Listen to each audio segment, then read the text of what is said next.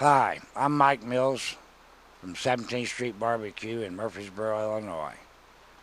I'd like to tell you a little story about how I became involved into the barbecue world and what it has been able to do for me and all of my crew and all the people that I work with. Also becoming involved in the National Barbecue Association. I was actually born into a family of barbecue. My dad, my uncles, he had four brothers, my uncles, we all barbecued, or they all barbecued whenever I was growing up. And I can remember sitting in my crib, smelling the barbecue outside. That was his greatest sport. I grew up in that, smelling and loving that smell. Unfortunately, my father passed away whenever I was a young boy, but at the same time, I had learned enough by that point in time that I enjoyed the barbecue and always the family get-togethers, which I always loved. I always loved to eat, and I just remember the camaraderie and the what it was like to have, your friends, your family, and all the good times. And actually, that's what barbecue is all about. It's all about friends, family, and the love thereof. Over a period of years, I would barbecue for the family, and of course, with my uncles, my brothers, and it was just the thing that you did, to enjoy life. I would always barbecue for different groups, fundraisers here in town. It might be for the church, it might be for a fraternal organization. Um, as time went on, I didn't do it for the money. It was all for the camaraderie and people. It was just like a shot of adrenaline if someone liked what I did and enjoyed the food. In 19, I went on to school to learn to become a dental technician, which I still have at Murfreesboro Dental Laboratory, which I still have today. It'll be 50 years old uh,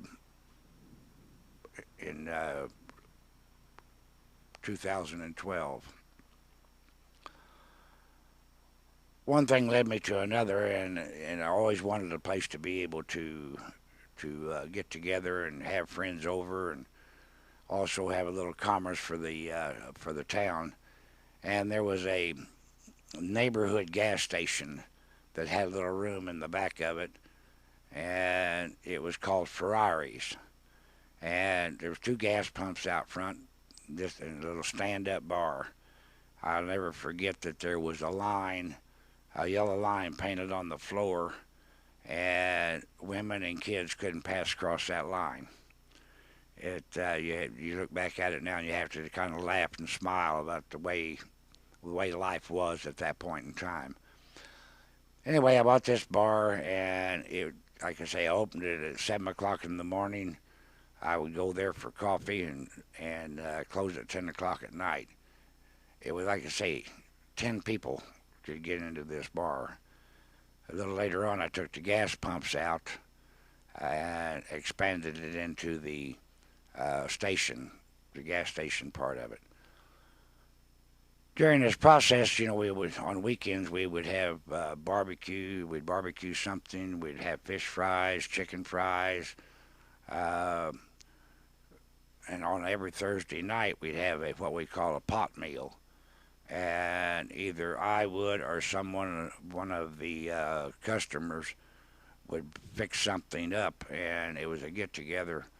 Again, family and friends having a get together, and everybody chip in $1 if you wanted to eat. And it was, you might have squirrel soup or you might have Italian deer, but it was just what we call a one pot meal.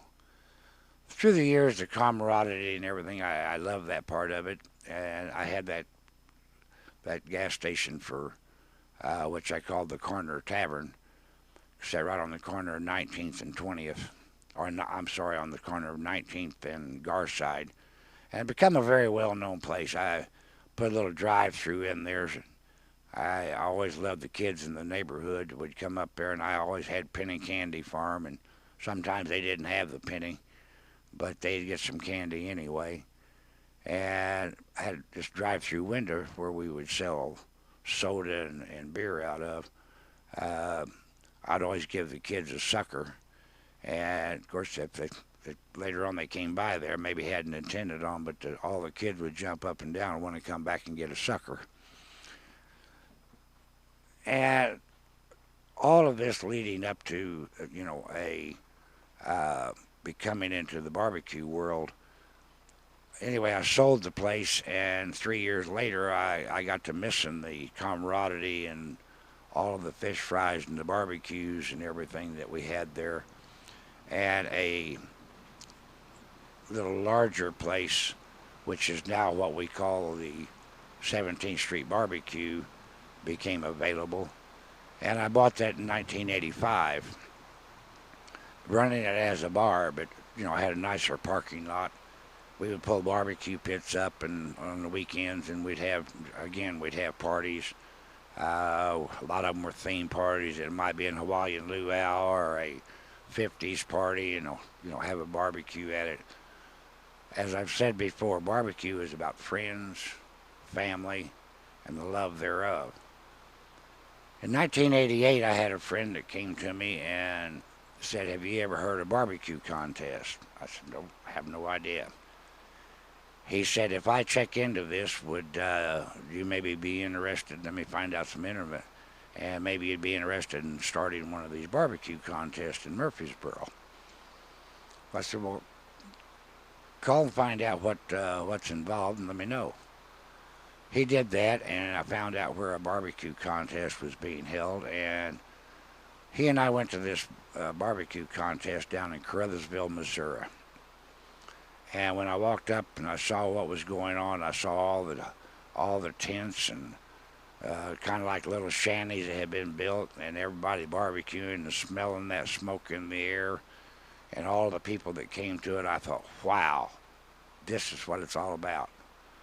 After spending a day there and talking with the different barbecue teams and seeing what was happening, and I talked to the organizers of that, came back to town and thought, okay, this is what we need in Murfreesboro.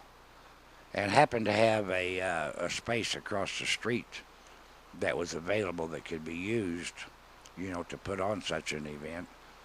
We called the company up that was called Memphis in May, find out how to get one of these barbecues started this far north. At that point in time, down around Caruthersville, Missouri was about as far north as barbecue contests came. And they said, "Well, when would you want to have this?" It takes about a year's worth of preparation in order to be able to put a contest together. This was in June of 1988, and it's, well, we have a lot of events that happen in Murfreesboro during September, which this year happened to be our 60th year for what we call the Apple Festival. And knowing how that event brought people to town and the barbecue teams, that if they came to town, we would really have a awesome time. Knowing that the Apple Festival was, a citywide operation at that point in time, thought maybe just have it the next weekend after that, because it was more of an adult affair at a barbecue contest and not necessarily kid orientated. I love kids, but whenever there happens to be some alcohol involved, that may not be the best atmosphere for the kids. So anyway, we put one together in 1988. None of the teams around here had ever had any idea, or none of the people had any idea what a barbecue contest was all about. So again, Pat Burke and Bob Williams, two of my friends here in town, we went to other barbecue contest and filmed them and brought that back, and then started talking to different people in the town to try to get teams together. Also finding out how you organized a contest, and found out where the barbecue teams were around the country and trying to entice them to come to our contest here in Murfreesboro. Very humble beginnings, but it really worked out well. I will never forget that our first prize money for the whole contest was $625. And that was a little bit hard to come by at that point in time. But we got the blessing of, I knew that it would take, like the radio station or the TV station to kind of give us publicity, having very few dollars to operate on, and, talk to the city fathers of the town, the mayor, the city council, and they all seemed to support it, and which they're all glad that they have now, this being our 24th year. And it's grown from our first year was 23 teams. And it was a great time. It, through all of the efforts that was put in by a lot of different individuals, a lot of my friends here in town, some of them that were in business, some of them that just had regular jobs and spent their time and their dollars to help be able to put on the contest. It's grown to, as of this year, we just had 67 teams from 19 different states. We had 128 judges come here from 17 different states. It's I cannot tell you the camaraderie, and a lot of these people have been coming back for the last 24 years. Some of them are new on the barbecue circuit, and everyone knows what the barbecue circuit is all about, and how much fun and how much community activity can be possessed during one of these contests. It's they go on, rain, sleet, hail, sunshine. The barbecue contest always goes on and goes through. After that contest in 1988, and it being very successful and very humble beginnings, we decided, a few of my friends, we decided to if we were going to run a contest, let's run the best contest we can possibly have, because we could see the potential in it. In 1989, we decided to put a barbecue team together. And in June of 1989, we went to our first contest. Our team name was Apple City, because that's what the nickname of our city is called Apple City, known for its apple festival and all the harvest of the apples in southern Illinois. And that was always in September. So we put a contest together, our team together, and we went to Caruthersville, Missouri, and we wanted to cook with the teams and be able to entice, because all the teams were from the South, other than what we had put together in our local teams here. We thought with our local teams and everything that was shown there, and all the camaraderie and all the excitement of the citizens and the communities in and around Murfreesboro, that we could have an awesome contest. We were very fortunate, and our first time out, we got a third place rib. I cannot tell you what that trophy and that $50 meant. It may have cost us $300 to go, but that trophy and that $50 check will never be forgotten. So we started going from contest to contest and promoting our contest here in Murfreesboro.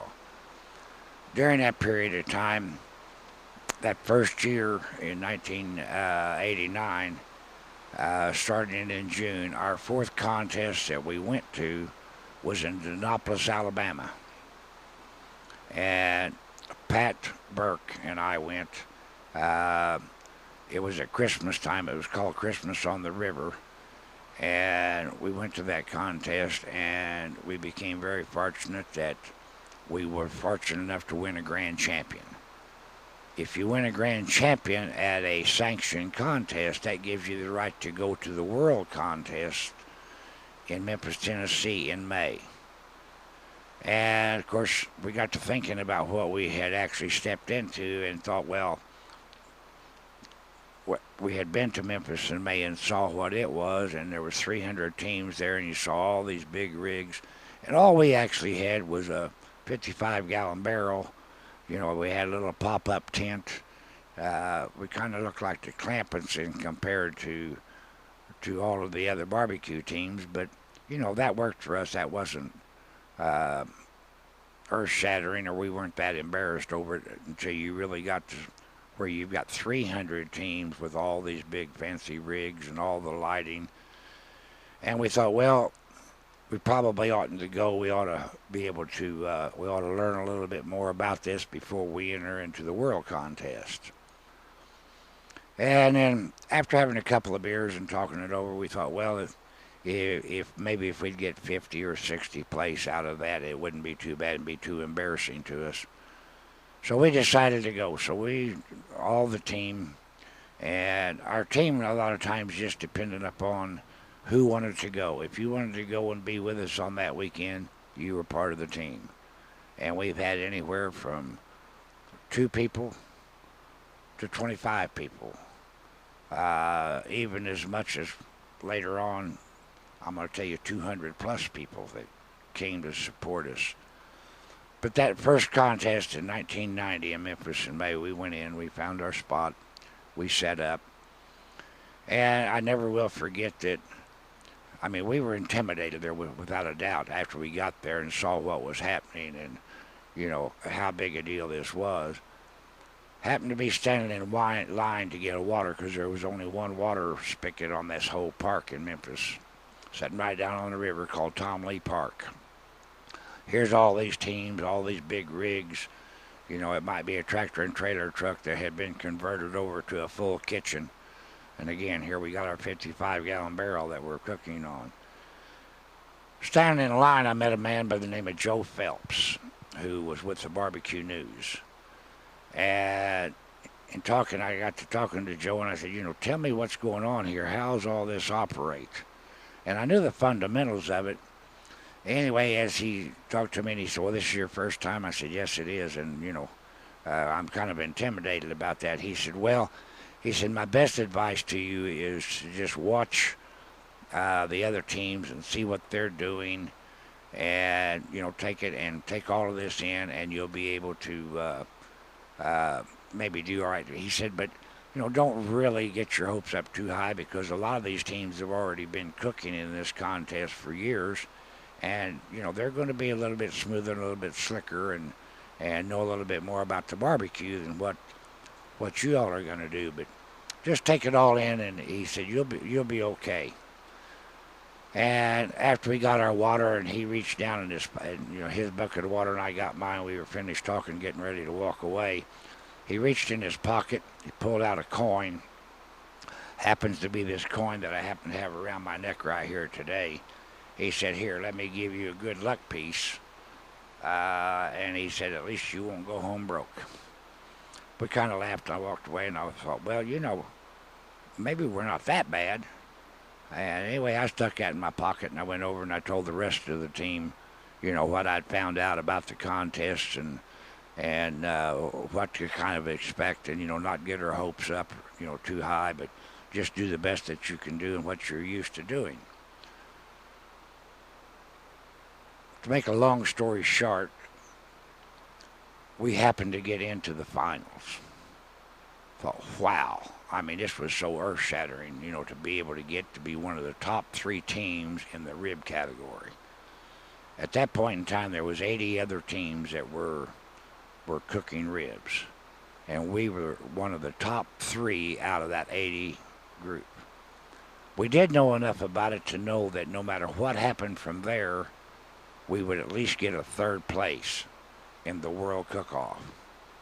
This is an international cook-off. There was 15 other teams from another country that was there at that point in time. You almost got to pinch yourself. So we knew that we could, at least get 3rd place. But anyway, the final judges came around and we did our thing and waiting for the backstage for the presentation. We kind of all lined up and getting ready to go on stage whenever they got to the rib category.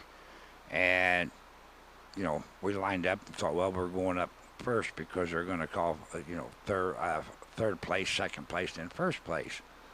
Well, when they called out the 3rd place, it wasn't us. It didn't take me just a second for that we got 2nd place. Wow. Right here amongst all these hundreds of barbecue teams. They called 2nd place, and it wasn't us. We got a first place in the world contest. How awesome! How pinch myself, make sure I'm alive. We went up on stage and got our third place trophy.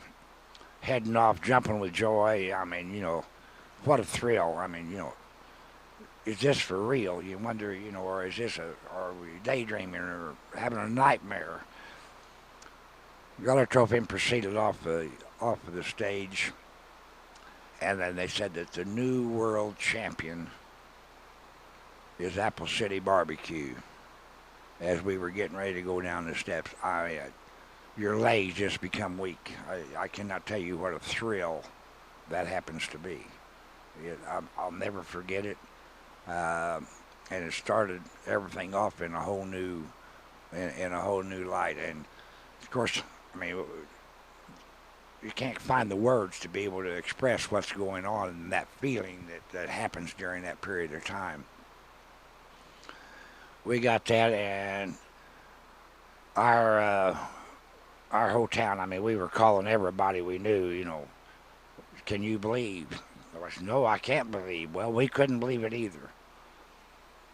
That was in 1990, and that was in our fifth contest that we cooked that year. Of course, that gave us the right to come back and cook in the next year's contest, automatic. The automatic winner be able to cook into that, because you had to win a grand champion to be able to cook into the world contest. By us winning that one, that gave us the right to come back the following year. We were excited, and we thought, man, this will really help our contest, because now they kind of recognize the name a little bit. They recognize the Murfreesboro Barbecue Cook-Off, which it did help with our contest. As I said, our contest has been going on 24 years now, and over a period of time, we cooked in 4 contests in Memphis in May, and we were fortunate enough to win 3 World Grand Champions. We've held that title for, I think it was 26 years before another team, was able to win it 3 times. And we're very happy for that team. Jack's Old South down in Georgia, Vienna, Georgia, to be able to share that. But holding that title for that many years, that really spurred everything on. In 1994, we'd already made up our mind, win, lose, or draw in the world contest, that we were going to dissolve the barbecue team and, concentrate more on our contest. Which whenever we did, the whole team decided, well, you've been involved in this, and you're the one that's got the 17th Street. And, I ran it as a bar, and I thought, okay, everybody encouraged me to go ahead and put barbecue in as an item in the restaurant, which that's what I did at that point in time. And it's kind of been off to the races from that point in time. I switched over from selling basically alcohol, beer, mixed drinks, and got into the food business. All this time I'm still working at the dental laboratory, because that was just kind of like a sideline business, but that's where my love and my heart was. So in 1994, I decided to walk out of the dental laboratory, turn it over to one of the guys that was on the team. Dale Pearson, turned that over to him and the other help that was there, and let them run that aspect of it, and I was going to go into the restaurant business.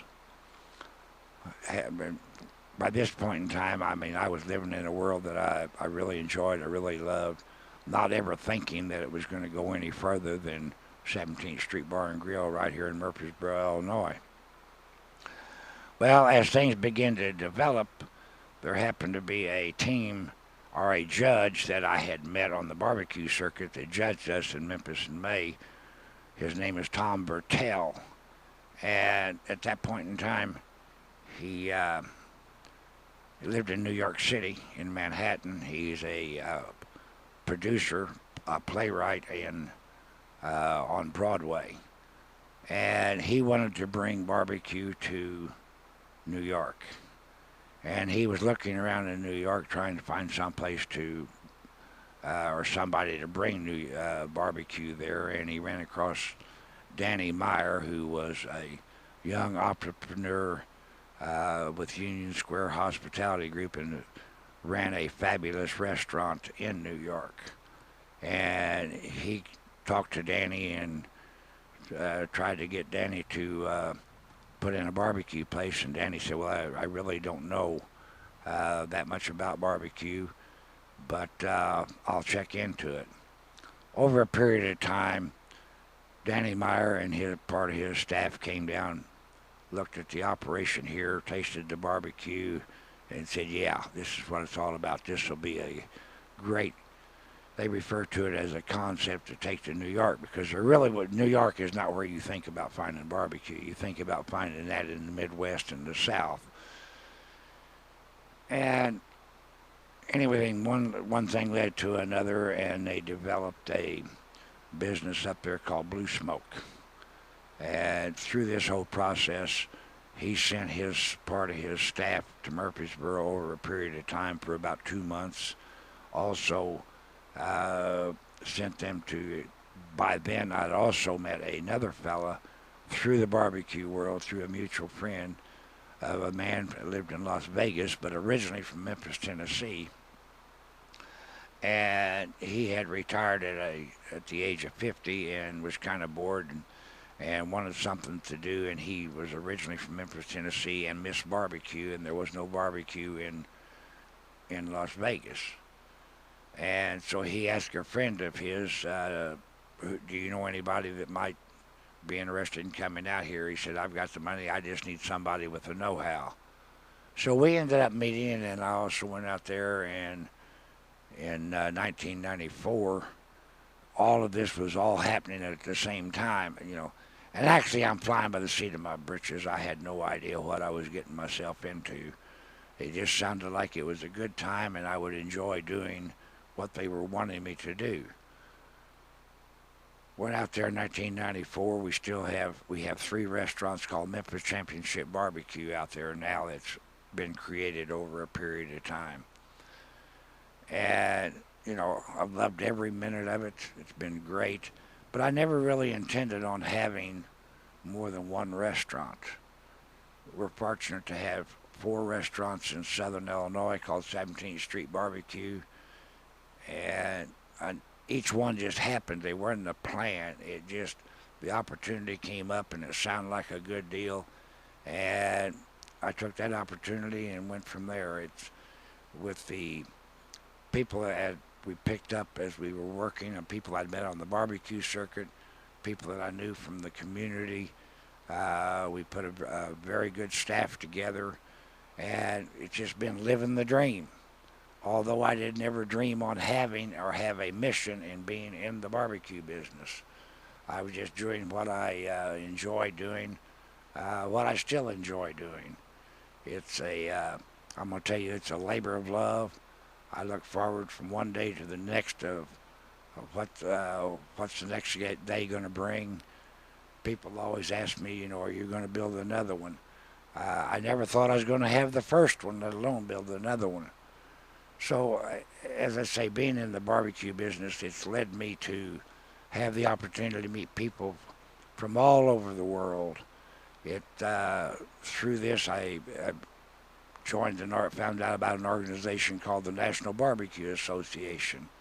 I became acquainted with them because this organization was just something I really loved, because it gave you an opportunity to talk to individuals that had been in the business for years, and how giving they were with the information, and how to try to encourage people to get into the barbecue business, and if they did, to advance them more quickly and share the secrets of the business world and also about the barbecue world. I joined this organization and later on became president of that organization. Still involved in it. I love it. Once a year they have a convention, and all these people from all over the country and actually all over the world come and share their expertise in what they have through seminars, and the camaraderie that comes out of this and the friendships is absolutely unbelievable. I would recommend for anyone to become a member of the National Barbecue Association. The convention this year will be held in San Diego. Who would have ever thought that San Diego, California, the West would be having that much barbecue? Barbecue is just a nationwide and worldwide culture. You know, barbecue is not a concept. It's been around forever. It is a culture. The people involved. We just finished our 24th year with 67 teams, as I said, from 19 different states. This has been a great ride, and as I always say, I'm going to ride this horse until she won't go anymore. You know, one of the greatest pleasures that I've been able to receive out of being involved into the barbecue world is, I'm going to tell you again, I tell you it's all about family. My daughter, who went to the University of Missouri, Columbia, in the world of journalism, over the years, we have been able to reunite, which most fathers never have the opportunity. You know, their kids grow up. I also have a son, and each one of them, I wanted them to go out and see the world and find out what else there was besides small town USA, because I knew that they could always come home. So I encouraged them to go out, enjoy the world, find out what was happening. And my son ended up moving to California and became an airline steward and did that for 19 years. My daughter ended up going to Texas, then to Boston, and being in that world. As things progressed, you know, you always like to reunite with your kids, and one of the greatest things that came out of all of this was she encouraged me to write a book. And of course, I could not write that book, but she had the skill to do this. I could tell the stories, and we decided that we would go across the country and go to all these great barbecue places spread out. We drove some 10,000 miles in this process of this. At different times, we would take trips and go down through the country. And a lot of these people I had met at barbecue contests. Some I had cooked with. Some of them were just well-known names in their region. And in the process of doing this and meeting some of the greatest barbecuers in the world, you know, Kreitz Market, Taylor Cafe, Vincel Mears, the Muellers. The list just goes on and on and on about all these great places. And what I was after was to talk and to try to show what the barbecue culture was all about. And we decided to write this book, and after gathering all this information. The name of it is called Peace, Love, and Barbecue. Recipes, tall tales, and outright lies from the legends of barbecue. And each one of these places gets to tell. Wasn't ever used as a guide, or didn't think it was going to be used as a barbecue tour guide, but over a period of years it has been. But my main point about this whole thing was in riding all these miles and getting to know my daughter later in life. I cannot tell you the experience and what that means to me. Most people never have this opportunity because their kids, you know, grow up, they have families. My daughter does have, I got 2 grandchildren, a boy and a girl, Faye and Woody. But to be able to connect back later on in years and them not just having the impression of their dad as the guy that always said no, and actually find out what they're all about, I cannot tell you the feeling that this has brought. But this whole book, it's 5 years old. It still sells as well today as it did 5 years ago. And the number of people, I can't tell you what it means to me when somebody will call me up and say, I just bought this book and I want to tell you how much I've enjoyed it. That is just like a shot of adrenaline, for somebody to take and spend their money to buy that book and then make the effort of calling you. I've had calls from Japan, Germany, just call up to say how much they've enjoyed it. It's such a thrill. I cannot explain what this book has meant. We're actually in the process right now of writing another book. As soon as we can put on, it'll be a little bit different. But the recipes that are in this book also tell about the foods that I grew up with, but also recipes from each one of these individual places that we were fortunate enough to go to. A lot of them in Texas, Arkansas, Mississippi, Georgia, Tennessee, spread all across. Each one of them gave us one of their secret recipes to enter into the book. Try it sometime. Find a book. Peace, love, and barbecue.